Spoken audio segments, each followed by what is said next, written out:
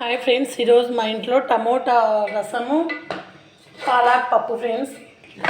పప్పులో కొన్ని కందిబ్యాళ్ళు ఎక్కువ వేసింది ఫ్రెండ్స్. రసంలో వేసుకుంటే బాగుంటుంది. ఆ ఉడికిన పప్పును ఈ రసంలో వేసుకొని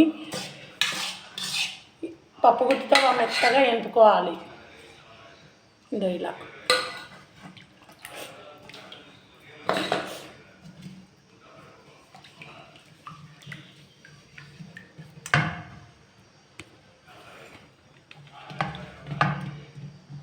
ఫ్రెండ్స్. ఈరోజు టమోటా రసం ఫ్రెండ్స్. మా ఇంట్లో పాలక్ పప్పు టమోటా రసం. ఇందులో టమాటాలు చింతపండు బాగా ఉడికించుకున్నా. ఇందులో కొన్ని కందిపప్పు కూడా ఉడికించి వేసుకోవాలి ఫ్రెండ్స్. ఇదో కందిపప్పు ఇట్లా మెత్తగా ఉడికించుకొని దీంట్లోనే బాగా అన్ని పిసికి పెట్టుకోవాలి. ఇప్పుడు ఈ రసానికి తిరువాత పెడదాం. ఇప్పుడు స్టవ్ వెలిగించి ఇందులో నెయ్యి వేస్తాను ఫ్రెండ్స్. టమోటా రసానికి నెయ్యి వేసుకుంటే బాగుంటుంది.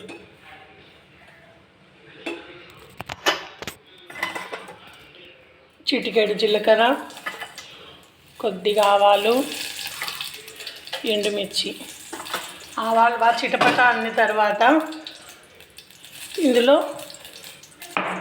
ఇందులో తెల్లవాయిలు బాగా దంచి పెట్టుకునే ఫ్రెండ్స్. అట్లే కొట్టి వేసినామంటే తెల్లవాయిలు అడుగున ఉంటాయి.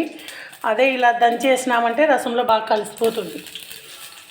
ఇలా ఇప్పుడు ఇందులో కొద్దిగా కరివేపాకు వేసుకోవాలి.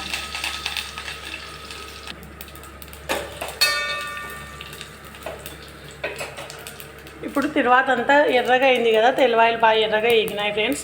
ఇందులో మనము తయారు చేసి పెట్టుకున్న రసం ఇందులో తిరువాత వేసుకోవాలి.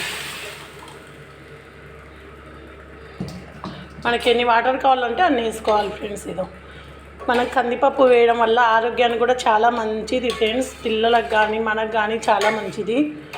రసం కూడా చాలా టేస్ట్ ఉంటుంది. కందిబ్యాళ్ళ రసం. ఇందులో కొద్దిగా చక్కెర వేసుకోవాలి. బెల్లం కానీ చక్కెర కానీ వేసుకోవాలి ఫ్రెండ్స్. చక్కెర వేస్తున్నా. ఈ రసం పొడి ఇంట్లోనే తయారు చేసుకున్నాం ఫ్రెండ్స్. ఇది చాలా బాగుంటుంది ఇంట్లో చేసుకునేది. మా అత్త చాలా బాగా చేస్తుంది ఫ్రెండ్స్. రసం పొడి కావాలంటే ఓసారి వీడియో చేసి చూపిస్తా, ఫుల్ వీడియో.